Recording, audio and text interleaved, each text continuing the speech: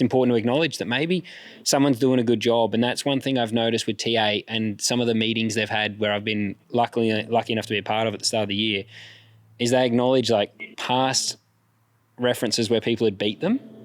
And all they said was they did a much better job than us in these areas. And this is where we need to improve if we want to compete with them next year. I'm laughing because you jogged my memory back to something. I remember in 2016, like first year at Triple Eight, I'm all eager, keen, young, doing everything I can to be better. And I remember sitting in debrief with Shippy. I've got all my notes and everything. and the debriefs at Triple Eight at this time, it's normal. You know, they go for 2 hours or whatever. And it was boring as shit, but I'm new, I'm fresh, and I'm like trying to do my best. And I remember, I need to go toilet, and I've gone toilet, come back in, and Lowndes watching four-wheelers do flips. He's so bored. And it's just like, I'm just like, what are you doing? Watching four-wheelers drive down a hill backwards. And then, but like just the attention to detail, all the small things. But on small brains like myself and Lowndes, it goes. But on all the people that matter, it's like everything is like military. Like you talk about the smallest things, like you'll talk about a gear cut or a seatbelt out of place. Like Jamie was amazing at the smallest details, but they would affect him so much, and he was such a perfectionist. The team would spend so much time on the little things to make it get better. Like you're not talking about a spring by 20 newtons or whatever. You're talking about, you know, the preload by half a turn or a quarter of a turn. Like there's the smallest changes on the twin springs or whatever. And it was just eye-opening to me how much attention to detail there was, you know, like at a test day, you'd turn up and there'd be this whole sheet of a run plan. And, you know, previous teams would be like, oh yeah, well, let's just see how the car is and tune it from there. Like you go to a test day, there's a fully structured plan, minute by minute, you know, almost to the half minute of each plan change. It's attention to detail makes such a difference. And as a driver, in the example I just managed, it's easy to overlook that. But yeah, you see like that structure led from above, which was RD to Dutto, GUI at the time, now JDub, like it filters from above. And it's amazing to see what levels the team operates at. The one thing you can't really, I mean, right now I can't really talk about some of the obvious differences, but you mentioned a test day and the way a test day is run. It's the first thing you said to me, mate, when you came back. I couldn't believe it. You rang me and said, mate, what the fuck have I been dealing with for the last 10 years? Do you know what I mean? Because it was wasn't, and it was sort of like, it's the unknown that's the scary bit. I think, you know, you go to a racetrack and you think you got to try and make the car fast.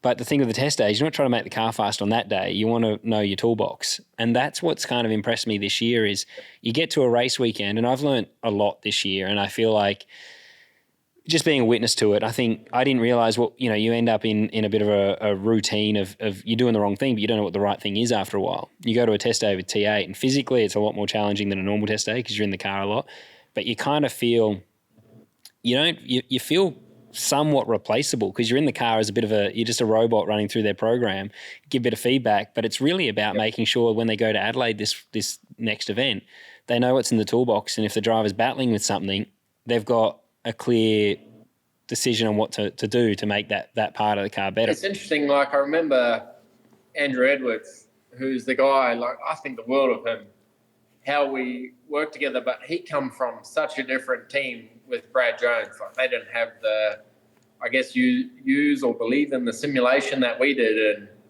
I remember like the first test days, and I think him and Nick Percat, who he worked with previously, had a very different relationship. But like the first test day, we were just like refining little stuff, big changes where they'd try like a huge anti-dive change versus a spring change. We just refine stuff, looking at sim, change stuff 10 newtons, try it. Okay, let's back to back it, go back. Like the swings were just wild. Like we'd believe a lot more in our tools, and I would be very, I'd try and be just the driver. He'd be an engineer, whereas I don't think it worked like that at BJR. It was very different. I remember Eastern Creek. Eastern Creek was our first race together, and we turned up there, and And the car just had this understeer in the middle of the corner. Get in good, understeer. Exit was really good, but I just needed more turn in the middle. And like we had our debrief, like the debriefs, they go for freaking forever. Lowndes watching backflips on the TV or whatever. But you know what I mean. And we start talking. I'm like, yeah, it's just got understeer in the middle. Just fix the middle only. That's it.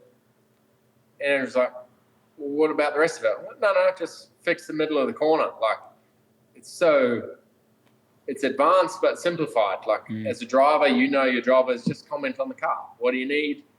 You know, like I don't even know what springs I had in the car. Like I had a rough idea, but I knew what the springs did, but I didn't know what I had. I didn't know what to ask for. And I just say, yeah, just, I don't know, it doesn't turn in the middle, very stable on entry. I got great power down. I could give a little up, but I don't want to. And you just try and simplify it where, you know, it seemed so simple, whereas other teams would go into so much detail that seemed a little bit unnecessary, in my opinion. And, you know, you just do the simple things right, and then you get further down the track. And I don't know, it was a big adjustment for Andrew, believing in sim tools rather than just driver feedback. And, you know, like, I think, you know, my debrief was over in 25 seconds rather than 38 minutes with Percat. It was a very, very big difference for him, and it took him a while to get used to that style of how the team worked. You know, it was, you know, it goes off engineering feedback rather than driver feedback a lot more. I don't know if you felt the same this year, but it's very engineering based for me. Yeah, and that's where, like the test day, you put it really well. I didn't know how to say exactly that with a test day, where I feel like it could be Will in the car or it could be me in the car, and it's kind of like you're just there to run through the program and you give feedback and they make a note of your feedback. But I remember the first test day where I did ask for some changes. I was like, oh, if it was me, I'd probably look at stiffening the rear spring or trying this. And he was like, okay, Scott, we're just... Yeah, you don't say that. And that was my very first run where I was like, oh, you know, I struggle for a little bit of turn, you know, after the apex at 1 on throttle. And this is what I'd probably do if I was to, you know, it was just something so simple where I immediately realized, okay, the idea is you give feedback so they get some driver feedback on it, but they got their program. And it's definitely an impressive organization. It's something that, yeah, and that's where the parity stuff is a good conversation to have, because I think giving some perspective on what they're achieving, it's not just because... I don't know. I mean, I can't say too much because immediately you get told that, which is why I did the post the other day on Apex Hunters, just screen recording the championship order. I think that there's a lot of teams that if they, you know, and no disrespect to Walkinshaw because it happens easily, but some of the mistakes that happen at Gold Coast, though they don't happen across a year, they compound and you end up losing the team's championship. I think that Bathurst was a good example. A Ford had provisional pole, a Ford qualified second. But at the end of the day, it wasn't. They weren't there. So